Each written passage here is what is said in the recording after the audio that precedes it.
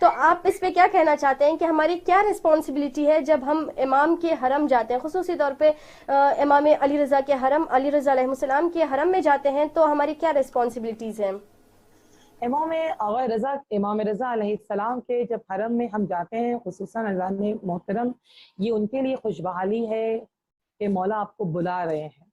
جب آپ کو جیسی پرسنالٹی بلاتی ہے، آپ کو پھر اسی طریقے سے جانا ہے۔ اس چیز کا احساس کر کے جائیں کہ جو پیسہ آپ خرچ کر رہے ہیں وہ پیسہ حلال ہے کہ نہیں ہے، غصبی تو نہیں ہے، کسی کا حق مار کر ہم نے اس پیسے کو تو حاصل نہیں کیا ہے۔ دوسری بات ہے کہ ہم جو زیارت کے لیے پہنچ رہے ہیں، جو لباس پہنے ہیں زیارت کا، وہ غصبی نہ ہو، ناپاک نجیس نہ ہو وہ لباس، بہت اٹینشن کے ساتھ جائیں، کیونکہ آپ جس کی زیارت کے لیے آپ جا رہی ہیں اس کی زیارت کا شرف یوں ہے کہ کہہ دوں کہ آپ کے گزشتہ گناہ، پاسٹ میں جو بھی آپ نے گناہ کیا ہے وہ سارے گناہ آپ کے معاف ہونے والے ہیں، آپ کے سارے گناہ کو ڈیلیٹ کیا جا رہا ہے۔ تو وہ جب ڈیلیٹ کروانے کے لیے آپ اتنے بڑے اپارچونٹی کو جب حاصل کرنے جا رہی ہیں تو اس اٹینشن کے ساتھ جائیں، یہ سوچ کر نہ جائیں کہ اب مشہد جا رہے ہیں تو مشہد سے زعفران لانا ہے، مشہد جا رہے ہیں تو مشہد سے شاپنگ کرنی ہے، مشہد جا رہے ہیں تو مشہد میں جا کر اچھے قسم کا فیروزہ خریدنا ہے، مشہد جا رہے ہیں تو وہاں پہ مونتوں کی شاپنگ کہاں ہوتی ہے، یہ نہیں، وہ ساری نعمت آپ کو ملتی ہے اور مل جائے گی، آپ کو ملے گی، پر آپ پہلا اٹینشن اپنے ذہن میں یہ رکھیں کہ آپ کس کی زیارت کے لیے جا رہی ہیں، کس کی زیارت کے لیے جا رہی ہیں۔ کیونکہ جب ہم دور سے امام رضا علیہ السلام کو اگر ہم کہتے ہیں السلام علیکم یا امام علی رضا، مگر جب ہم قریب جاتے ہیں تو ہم جا کر کیا کہتے ہیں، السلام علیکم یا علی ابن موسیٰ رضا، السلام علیکہ سے بہت ایک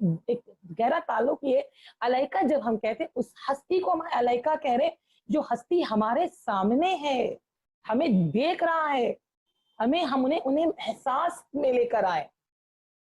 اس احساس کے ساتھ زیارت کریں کہ جس کی زیارت کے لیے ہم آئے وہ ہمیں دیکھ رہے ہیں، ہماری ہر حرکت پہ ان کی نگاہ ہے، ہماری دل پر جو چھپی ہوئی ہے بات ہے کہ جلدی حرم سے نکل جائیں تاکہ جا کے فوراً شاپنگ کر سکیں، جلدی یہ کام کو تمام کر سکیں تاکہ ہم دوسری چیزوں کو جا کر دیکھ سکیں۔ مشہد میں بہت اچھے پارکس ہیں، بہت اچھے واٹر پارکس ہیں، ہم وہاں جا سکتے ہیں، امیوزمنٹ پارک ہے، ہم وہاں بھی جا سکتے ہیں۔ For what you are going، کس چیز کے لیے آپ جا رہی ہیں؟ گناہ معاف کروانے جا رہی ہیں، آپ اس طریقے سے پیور ہو رہی ہیں جس سے آپ ابھی اپنی ماں کے شکم میں پیدا ہوئی ہو، شکم سے پیدا ہوئی ہو، اس طریقے سے پیور ہوئی۔ بعض روایت میں یہ بھی ہے کہ آپ کے آئندہ کے جو گناہ ہوتے ہیں، جو آئندہ کے جو گناہ ہونے والے، اگر بائی مسٹیکلی آپ سے کوئی گناہ ہو وہ گناہ کو بھی خداوند عالم معاف کر دیتا ہے۔ آپ اتنی بڑی اپارچونٹی لے کر آ رہی ہیں، اس اپارچونٹی کو ان چیزوں کی وجہ سے ختم نہ ہونے دیں، ختم نہ کریں۔ اسی لیے کہا گیا ہے کہ معرفت کے ساتھ جائیں کہ آپ کتنے بڑے دربار میں قدم رکھ رہی ہیں، فرشتوں کا آنا جانا لگا ہوا ہے، آپ مجمع دیکھ رہی ہیں، نہیں پتا اس مجمع میں کہاں امام زمانہ ہے، نہیں پتا اس مجمع میں کہاں فرشتے بیٹھے ہیں اور کون زیارت کر رہا ہے، کم سے کم اس کا خیال کرے۔ ایک عالم دین تھے، وہ بیمار پڑ گئے تھے، وہ آغا مہدی شمس الدین جو ہے، وہ اپنے کتاب میں انہوں نے لکھا ہے کہ ایک عالم دین تھے، وہ بیمار پڑ گئے تھے اور اس طریقے سے بیمار ہوئے تھے کہ وہ لوت ہو گئے تھے، بالکل چلنے کے لائق نہیں تھے، وہ ایک جگہ بیٹھے رہتے تھے۔ تو اور ان کو علم جفر پتا تھا، تو انہوں نے علم جفر سے انہوں نے معلوم کیا کہ عاشورے کے دن امام زمانہ امام رضا علیہ السلام کے زری کے پاس آئیں گے۔ تو انہوں نے عاشورے کے دن کی بات ہے، وہ عاشورے کے دن انہوں نے اپنے ساتھیوں سے کچھ کہا کہ مجھے بس حرم میں امام رضا علیہ السلام کی زری کے پاس جا کر مجھے بیٹھا دیں، اور ان کو بیٹھا دیا گیا۔ تو جب وہ بیٹھ گئے وہاں پر تو انہوں نے دیکھا کہ زری کے پاس ایک چار ہستی ہے جو عرب لباس پہنی ہوئی چلی آ رہی ہے، تو وہ سمجھ گئے ان چاروں میں سے کوئی ایک ہمارا امام زمانہ ہے، اور وہ چار ہستیوں میں ایک شخص آ کر ان کے پاس میں کھڑے ہو کر نماز پڑھنے لگا۔ جب وہ نماز پڑھنے لگے تو وہ نماز کو دیکھ رہے تھے اور دعائیں کر رہے تھے، پر مولا مجھے شفا چاہیے، مجھے امام زمانہ سے ملاقات کرنی، مجھے امام زمانہ سے شفا چاہیے۔ اور اس کے بعد دیکھا اچانک کہ وہ شخص جو نماز پڑھ رہے تھے، ایک شخص انہی چار میں سے ایک شخص آئے، اور آنے کے بعد انہیں تین شخص میں ایک شخص آئے اور آگے کہتے تعال خز تعال مہدی, جلدی کرو, چلو جلدی خز جلدی کرو. مہدی آغا مہدی جا رہے ہیں. تو پھر وہ روحانی جو تھے وہ سمجھ گئے کہ وہ جو دو ہستی جو کھڑے ہیں اس وقت وہاں پر, ان میں سے کوئی ایک ہمارا امام ہے. تو وہ کہتے ہیں کہ میں دوڑنے لگا, بے باک ہو کے دوڑنے لگا. مگر عاشورہ تھا, اتنا جلوس تھا, سینہ زنی ہو رہا تھا, ماتم ہو رہا تھا, دستہ آ رہا تھا, اتنا زیادہ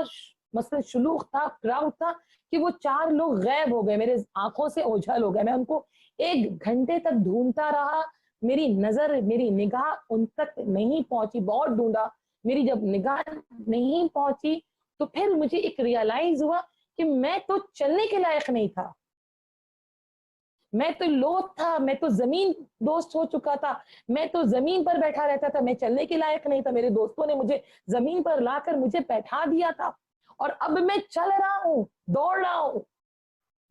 یعنی امام نے عنایت کر دی, امام نے آپ کو ان کو دے دیا. اب اس سے ہم درس کر سکتے کہ امام سے ہمیں کس طریقے سے لینا ہے. You have to focus on your امام. آپ اتنی بڑی جگہ جا رہے ہیں, آپ اس طرف فوکس کریں جو سلطان عرب والعجم ہے, بادشاہ ہے. اگر وہ عنایت کر دیں تو دنیا کی ساری نعمت ہیچ ہے, کچھ نہیں ہے اس کے آگے. اگر وہ ایک نظر کرم اگر ہم پر کر دیں تو وہ اس نظر کرم کرنے کے لیے آپ جس طریقے سے کیورس ہو کر آپ جائیں, زیارت کریں, امام سے رابطہ کریں, امام سے باتیں کریں, انشاءاللہ جواب بھی ملے گا اور اپنی دعاؤں کو استجاب کروا کر آئیں گے انشاءاللہ, اگر اس نیت سے اگر ہم جاتے ہیں. انشاءاللہ, آمین.